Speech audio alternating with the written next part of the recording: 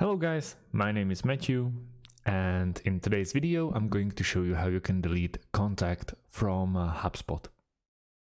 You don't have to have a premium, you can be on your own with your own free HubSpot account. So what we want to do, we want to go to the contacts on the top left corner and click on contacts.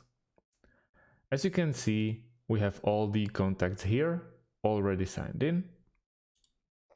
And let's say we want to delete Maria Johnson, which is like a starting account or starting contact you get when you log in into your first HubSpot account. We just click on this bracket next to her name, and then we can choose what we want to do with the contact. We can assign her to someone else, or we can edit the account, or there is create task, obviously enroll a sequence, which is locked, and more.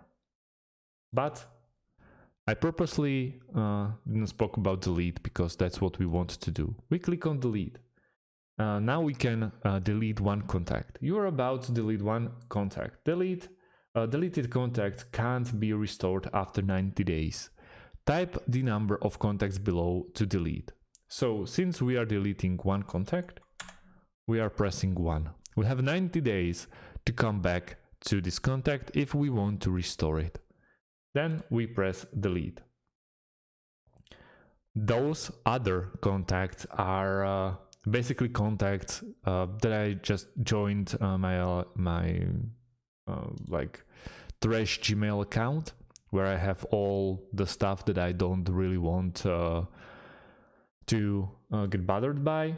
So when we go to inboxes and we see that all the basically sales or ads are coming into our inbox, they are automatically converting into our contacts.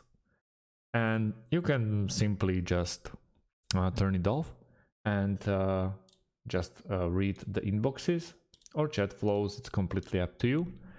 But that's how you successfully delete the contact. I believe everyone will have to do it at some point eventually. So thanks for watching, guys. If you have any questions, please leave them underneath this video, and see you at the another one. Have a great day.